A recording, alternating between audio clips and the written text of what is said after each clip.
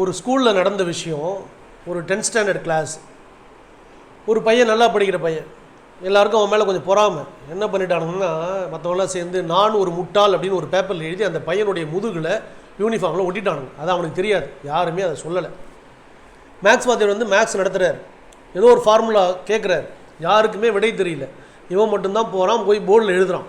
போர்டில் எழுதும்போது பேக்கில் பார்க்குறாரு. வாத்தியார் பார்த்துட்டு ஷாக் ஆகிடுறாரு. என்னப்பா நான் ஒரு முட்டாள்னு யாரோ எழுதியிருக்காங்களே அப்படின்னு பார்த்துட்டு.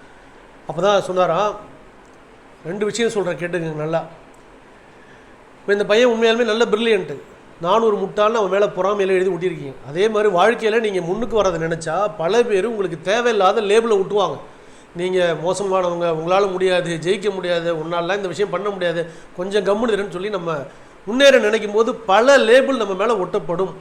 அதையெல்லாம் தூக்கி எறிஞ்சிட்டு முன்னேறிட்டே இருக்கும். 2வது முக்கியமான விஷயம் நல்லா கவனிக்கணும்.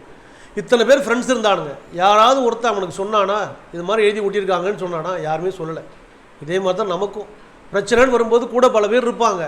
யாரும் நமக்கு என்ன பிரச்சனையில் மாட்ட போகிறோன்னு சொல்லவும் மாட்டாங்க, காப்பாற்ற வரவும் மாட்டாங்க. நாம் கொஞ்சம் உஷாராக இருக்கணும். ஸோ இந்த 2 விஷயம் முக்கியம். யார் எந்த லேபிள் ஒட்டினாலும் கவலைப்படாமல் கடவுள் நம்பிக்கையோடு துணிஞ்சு செயல்படுங்க. வாழ்க்கையில் வெற்றி நிச்சயம். வாழ்க வளமுடன். நன்றி.